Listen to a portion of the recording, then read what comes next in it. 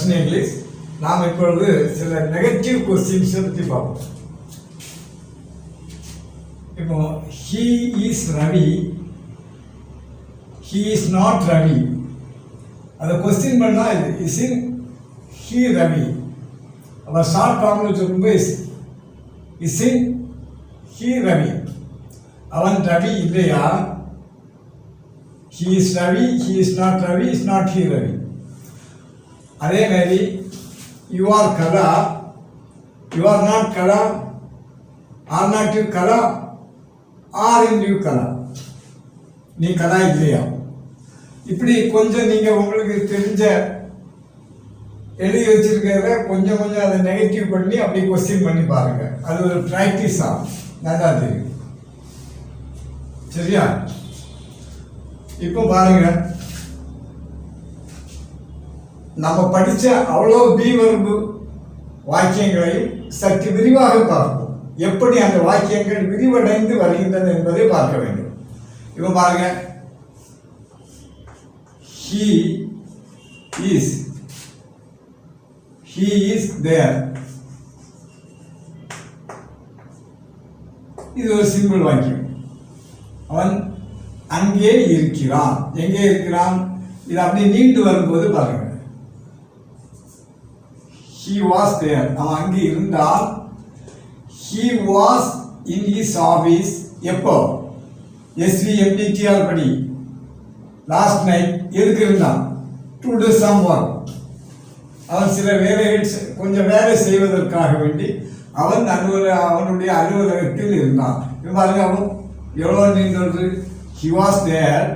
அது எப்படி எக்ஸ்டெண்ட் ஆகி வருது? he was in his office last night. எதுக்கு? to do some work. சரியா? இப்போ சொல்லணும், I am a student. இவன் கண்ணன் is a student. இவன் he is a student. he is a student. அந்த வாக்கியம் எப்படி நீண்டு வருது பாருங்க. he யாரு? Kumar is a student. student of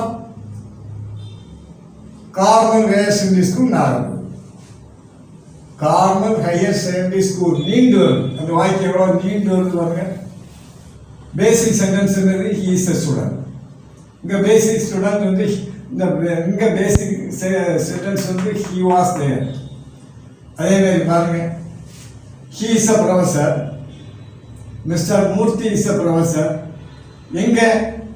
mister Murthy is a professor of west Hindu college, Nagercoil. அது எக்ஸ்டெண்ட் ஆகிடும். அதே மாதிரி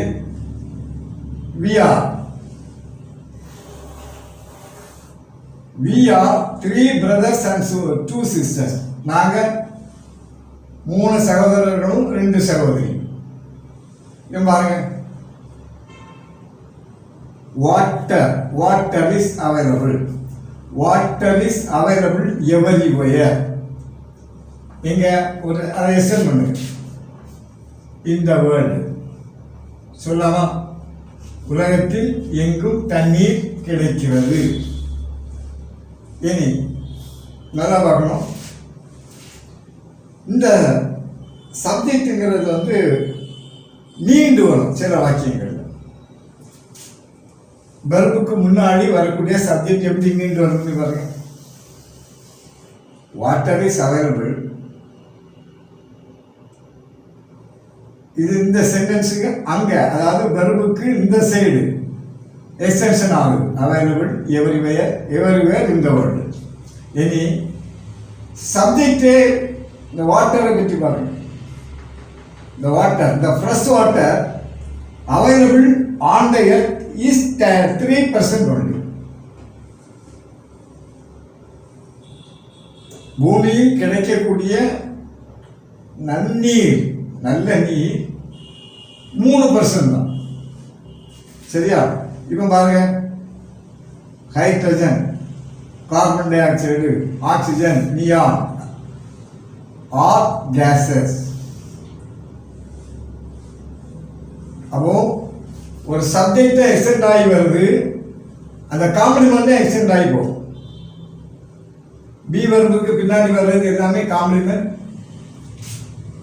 அந்த இந்த ரூல் படி கரெக்ட் SEMPTR இந்த ரூலை ஞாபகம் வச்சுக்கணும். சரியா? இவன் பாருங்க, heat. Heat is a form of energy. Science புக்ல இருக்கும். அப்ப எது என்னவாக இருக்கிறது? Heat is a form of energy. இனி இதை பாருங்க, computer. Computer is an electronic device. இது சிங்குலர், இது சிங்குலர். இனி pure water. Pure water is a conductor of electricity. தண்ணீர், தண்ணீர் உண்மையிலே பயங்கரமா எலக்ட்ரிசிட்டி பாஸ் ஆகும். இதை என்ன எக்ஸ்டெண்ட் பண்ணுங்க?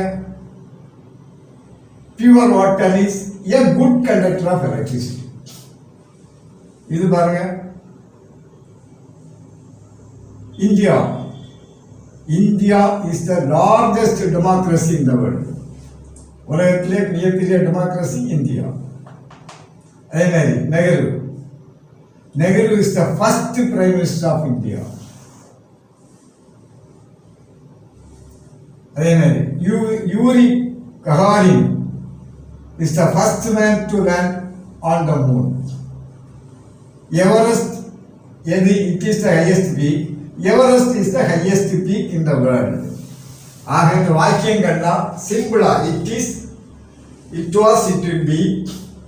அதே மாதிரி these are, these were, these will be. Singular plural, singular plural வச்சு தான் எக்ஸ்டெண்ட் ஆகி வரும். இதை கொஞ்சம் நீங்கள் எப்படி வாக்கியங்கள், சின்ன சின்ன வாக்கியங்கள் தான் முதல்ல சின்ன சின்ன வாக்கியங்களை உருவாக்கி பாருங்க. அதுக்கப்புறம் அந்த சென்டென்ஸ் எல்லாம் அப்படி எக்ஸ்டெண்ட் ஆகி பாருங்க. இப்போ நீங்கள் படிக்கும்போது சின்ன கிளாஸ் புக்கு எல்லாம் எடுத்து படிக்கும்போது உங்களுக்கு புரியும். இதுதான் பி வேர்டு.